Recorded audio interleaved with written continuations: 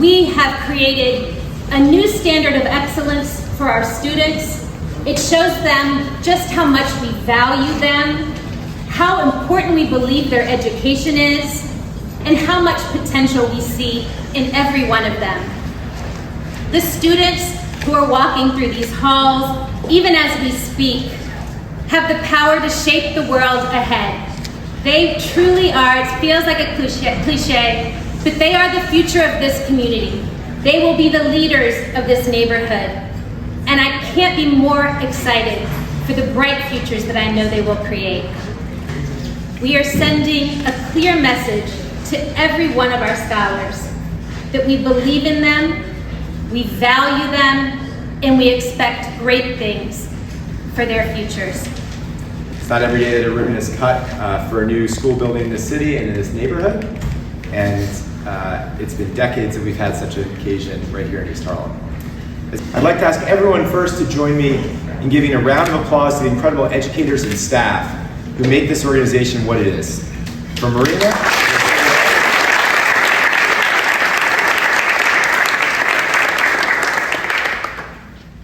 to our security staff who greet scholars, to all of our teachers, everyone here plays a vital role in creating the type of environment that we would want for our own students, in enhancing teaching and learning and fulfilling our mission. So thank you.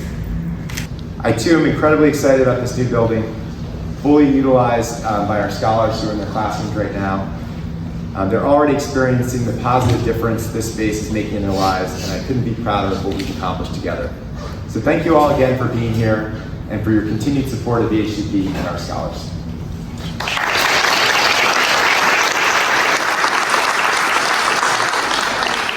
Is that the building really needed to be a welcoming beacon to the community. So something that was welcoming to the neighbors, felt like it nestled perfectly into this community and was an addition to a rich cultural fabric that we have right now. And that the building had the tools to engage and invite that community in and create those important bonds. So that's really why we have the building that we have today, to achieve these goals. As I walk upstairs, and I've been here as much as I can just to see the kids in the building. Standing in front of this, isn't that just like an honor?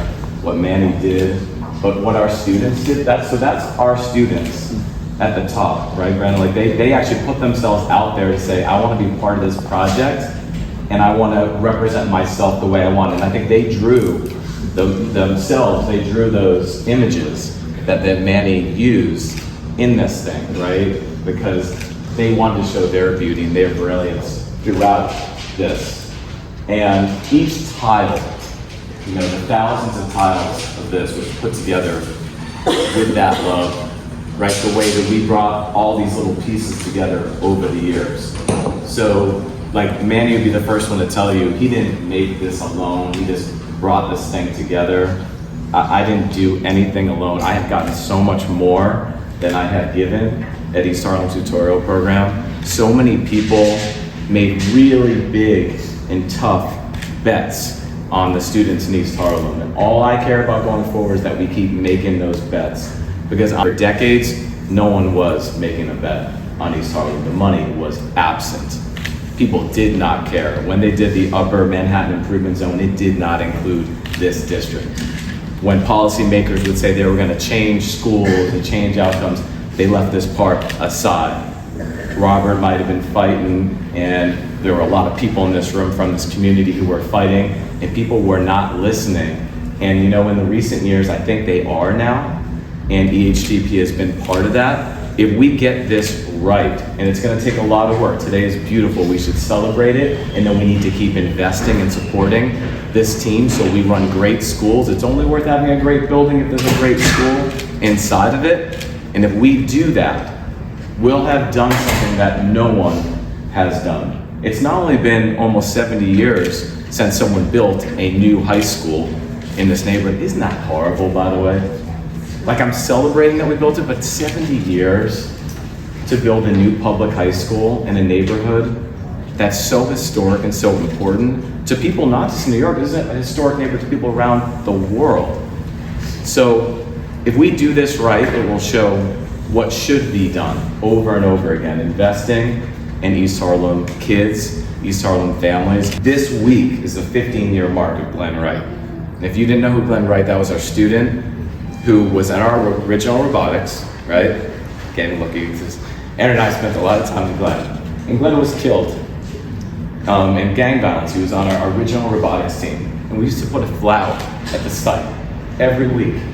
Every year on this week, we put a flower at our empty location at 2050. And then when that was gone, we put it at this empty location as a reminder that they would not be empty, that he would not die for no reason, and that he didn't get to finish CUNY, but our students would, right? That he didn't get to be the photographer that he wanted to be, but our other students would.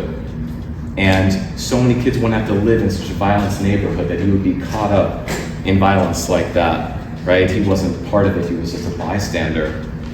And that we would make a difference going forward. We wouldn't get to every single student, but we would honor that legacy. So thank you for honoring that legacy.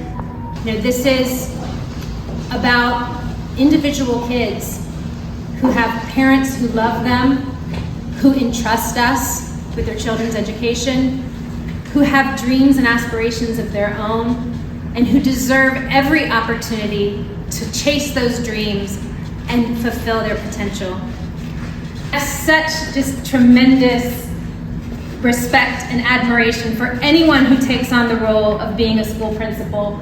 And Brandon has taken it on at a time when the school was still sort of very much getting itself established and sort of moving into a new space. He's held his community together. He's kept kids encouraged and wanting to come to school. And he's really shown such dedication this year as we move into this new facility to really raise the bar in terms of the work that our teachers are doing and the work that our students are doing in class every day. He has such a strong vision for what this school can be and such a deep commitment to making sure we get there. Thank you, Brandon, for all the work you do every day. We're so happy to have you.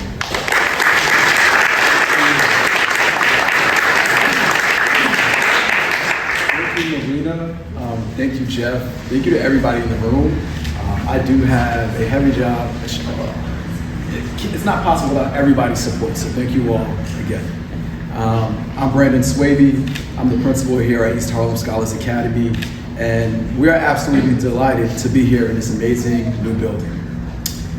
I'm deeply grateful for this space, not just because it's more comfortable or beautiful to look at, although that doesn't hurt, right?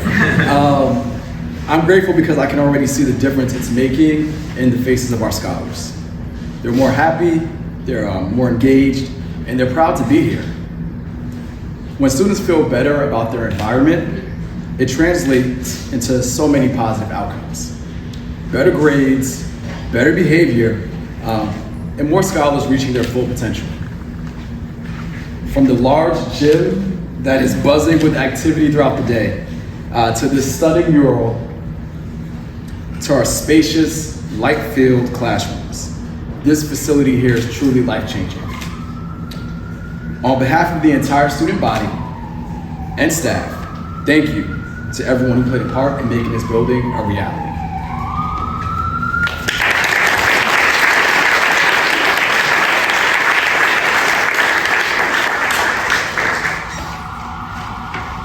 And next, we're going to bring up the speaker who I think you're all going to find probably most engaging, one of our scholars. This morning we're going to hear from two of our scholars. They're sisters, Amy and Soda Say. They're going to share a little bit about their experience here at EHTP. These are two young ladies who have been students at East Harlem Scholars Academy since they were in kindergarten and first grade. Soda is now a 9th grader, and Amy is a senior. So it's going to be enlightening to hear a little bit about what it was like for Amy, having been through all 4 years, going from one sort of location to the next, being in spaces that weren't quite right, and now finally her senior year, getting to go to school in this magnificent building. And also Soda, who's starting her high school career in this great building. Thank you to both of you for taking time out of your important and busy school day to spend with us. I know that you have more important things to do in the classroom than just to be hanging out with these old fogies here, so we appreciate you making the time. Come on up and there you go.